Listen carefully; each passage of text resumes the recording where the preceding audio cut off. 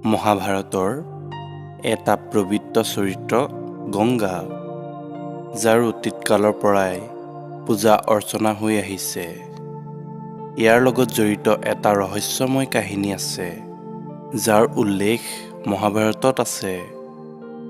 এই কথাৰ অনুসৰি গংগাই নিজৰ 7 পুত্ৰক নদীত উটাই দিছিল। নমস্কাৰ দৰ্শকসকল, ঐশ্বৰিক কাহিনীলৈ আপোনালোকক স্বাগতম জনাইছোঁ। আহকচোন জানো তেওঁ পুত্ৰসকলকনো কিয় নদীত উটাই দিবলগীয়া হৈছিল। মহাভাৰতৰ ৰজা শান্তনু আৰু দেৱী গংগাৰ প্ৰেম প্ৰসংগ মহাভাৰতত উল্লেখ আছে। এনেকুৱা কোৱা হৈছে যে দেৱী গংগাৰ 8 পুত্ৰই অভিশাপ পাইছিল। মহাভাৰতৰ আদি পৰ্ব অনুসৰি এবাৰ 8 পৃথুপুত্ৰই, যাক বসু বুলি কোৱা হয়, তেওঁলোকৰ পত্নীসকলৰ লগত মেৰু পৰ্বতত বিচৰণ কৰি আছিল। সেই পৰ্বততে ঋষি বশিষ্ঠৰ আশ্ৰম আছিল, য'ত বসুসকলে নন্দিনী নামৰ গাই এজনী দেখিলে। দেৱক নামৰ বসুৱে সকলো বসুৰ লগত মিলি নিজৰ পত্নীৰ আগ্ৰহক দেখি সেই গাইজনীক হৰণ কৰি লৈ গুচি গৈছিল। যেতিয়া এই কথা ঋষি বশিষ্ঠই গম পালে, তেতিয়া বসুসকলক মনুষ্য হৈ জন্ম ল'বলৈ শাপ দিলে। বসুসকলে এনেকুৱা ভয়ানক শাপ দেখি বহুত ভয় খালে আৰু ক্ষমা ভিক্ষা খুজিলে। যেতিয়া ঋষিয়ে ক'লে, তোমালোকৰ 7 বন্ধুৰ সোনকালে মনুষ্য হৈ সোনকালে মুক্তি লাভ কৰিবা, কিন্তু এই দেৱক নামৰ বসুৰ বহু বছৰ পৃথিৱীত থাকি নিজৰ কৰ্মৰ পৰিণাম ভুগিব লাগিব। ঋষি বশিষ্ঠই দিয়া এই শাপৰ কথা যেতিয়া বসুসকলে গৈ গংগা দেৱীক ক'লে, তেতিয়া গংগাই ক'লে, তোমালোক সকলোকেই মোক গৰ্ভত ধাৰণ কৰিম আৰু তৎক্ষণাত মনুষ্যৰ পৰা মুক্তি দিম। এই প্ৰসংগৰ পাছত পৃথিৱী লোকত ৰজা শান্তনুৰ লগত প্ৰেম বিবাহ কৰিলে।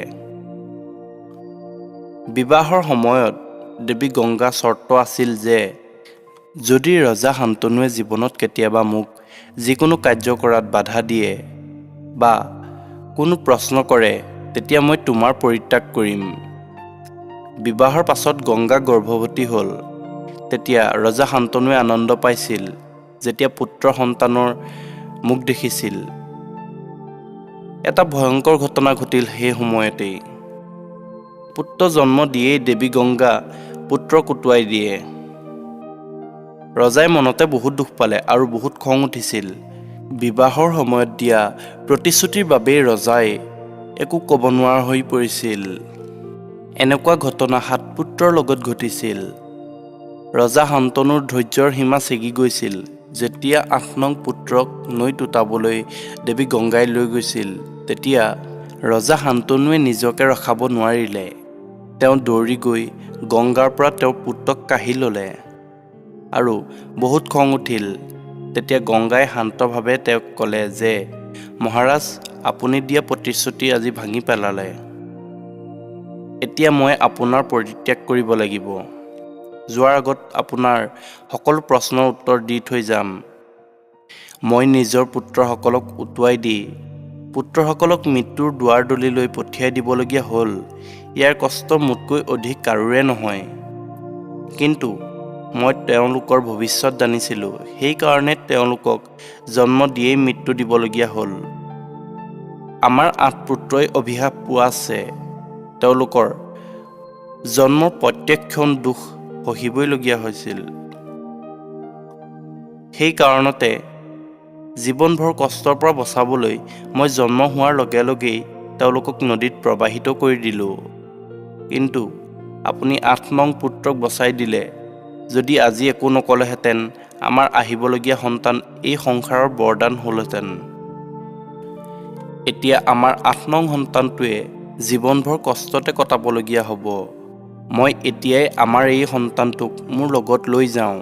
আপোনাৰ বংশৰ অনুসৰি যোগ্য কৰি আকৌ আপোনাক গতাই দিম।